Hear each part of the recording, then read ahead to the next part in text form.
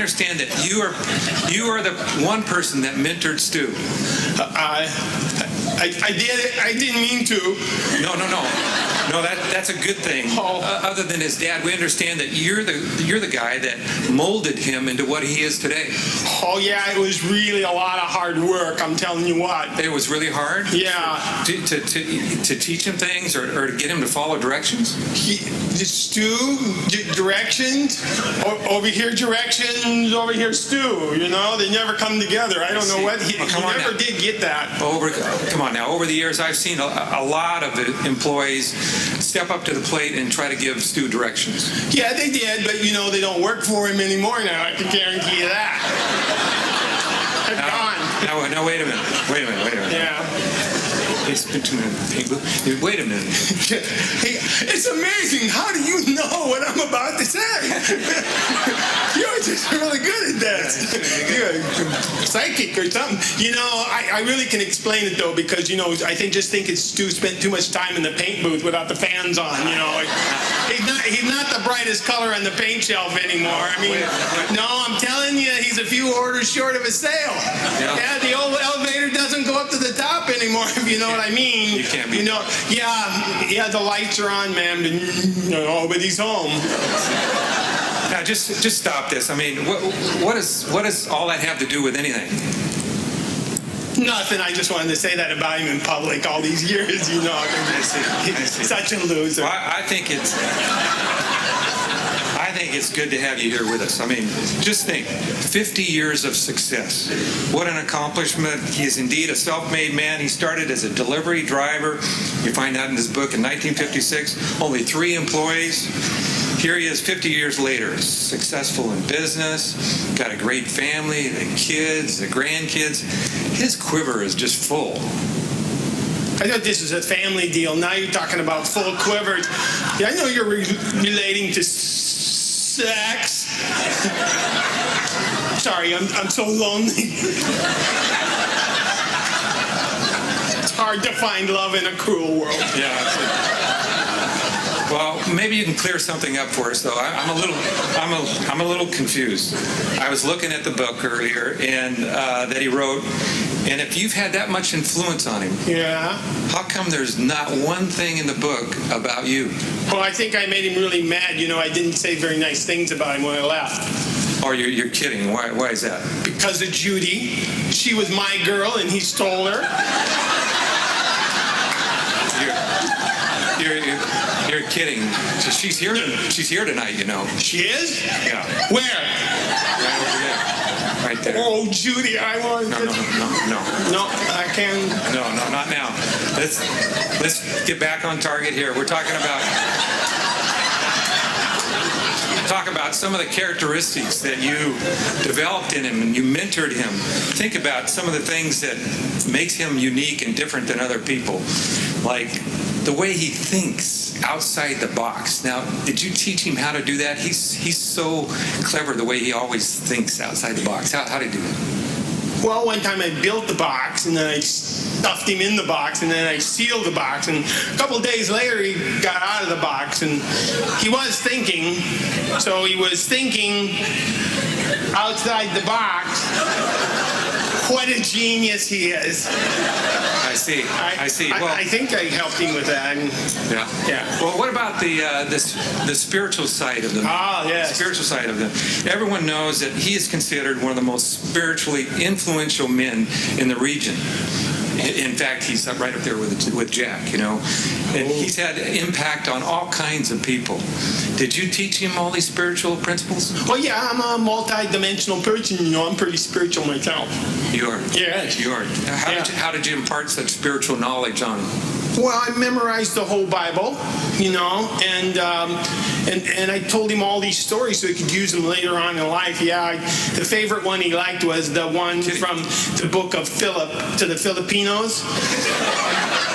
It was about the Good Samaritan that was going down the road, and he was leapt upon by 40 thieves of Alibaba, and they rendered his clothes and tore him off him, and they threw him on the ground, and some landed on rocky ground, and some landed on good soil, and some landed 30-fold, and some 60-fold, and some 100-fold.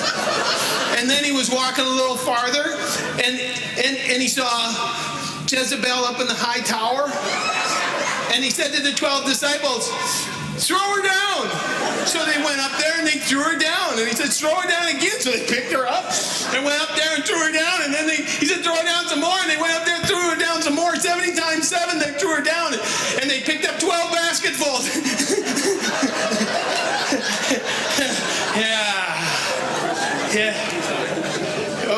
Yeah, that is the question. Whose wife will she be in the resurrection? Yeah.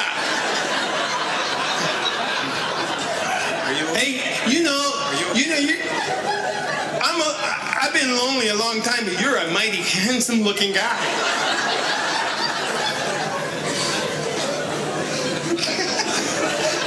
Obviously, lonely too long. Well, tell us, what was he like as a child? Like as a child? What do you mean was? He is. He still is. Yeah, but that's a good thing. Now, how many 73-year-olds do you know with that childlike passion that he has, that zest for life? Well, he's lucky he's got any zest after his childhood. You know, in his book, he talks about his dad taking him out to learn how to swim and taking him out in the middle of the lake and throwing him in. Yeah, I remember that. It's from his stern Texas upbringing. Oh, no, I keep telling Stu they weren't trying to teach him to swim, but you would think you would get the idea when they tied the rock to your foot. You never seen anybody dog paddle so fast, just like Belle in the pool. Well, well, tell us about sales. I mean, he's a master of persuasion. Were you the one that taught him that aggressive attitude to never quit, that single-mindedness, that purposefulness, that never say die attitude, that decisiveness, never accept no for an answer? Are you the one that taught him that?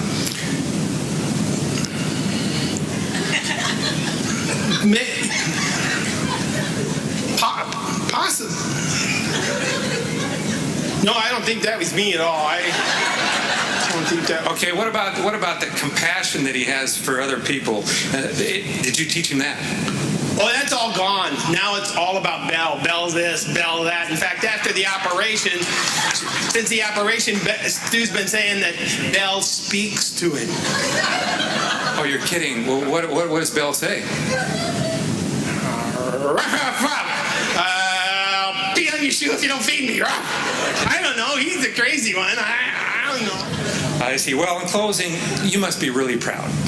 I mean, how does it feel to see hundreds of people who admire him, hundreds of employees, such a charismatic leader as Stu, considered to be one of the most insightful and successful businessmen in the Northwest?